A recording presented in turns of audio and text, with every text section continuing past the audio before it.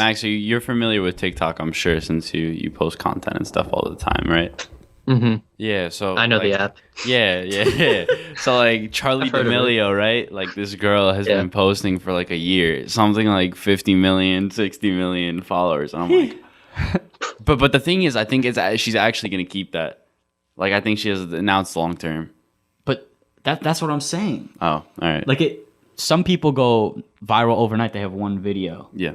But she's consistently been gaining. You know, it's a lot of people, but it's the right people. Facts. Because and now she's running culture. Basically, it's the weirdest thing. The shortest videos are, you see on like, I don't know. There was like a graduation event, for the class of 2020 from high school, and all I saw was like, oh, this is a TikTok song, or like, oh, here's a TikToker, here's a dance from TikTok. It's so weird how that stuff runs culture now. Yeah.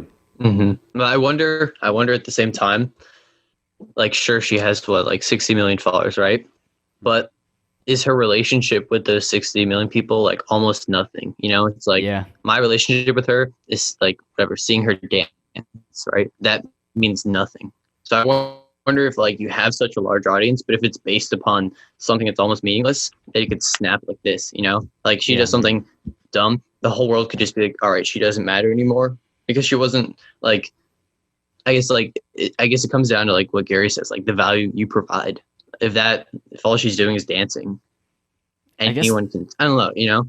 I guess that's why she's diversifying all of her stuff, which I think is the best part about platforms like that, where you kind of do get the Insta fame if you play your cards right and you can diversify your strategy. Like, I don't know, she moved into, doing YouTube stuff. Her sister started doing TV related stuff because she wants to be an actress.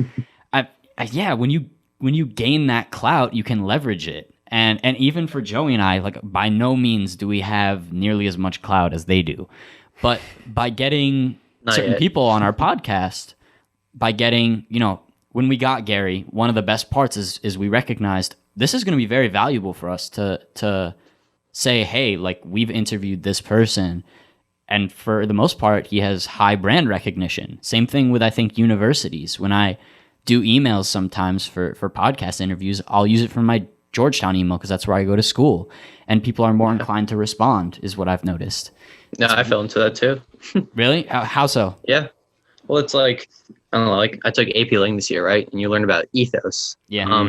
That plays a huge part into it. Like, all right, like this kid's smart. He's educated. It'll be an interesting conversation. Like regardless of like what we say, like we judge everyone around us in our lives. I think staples like that, like university, like it's not nothing, like that says a lot about someone to a certain degree.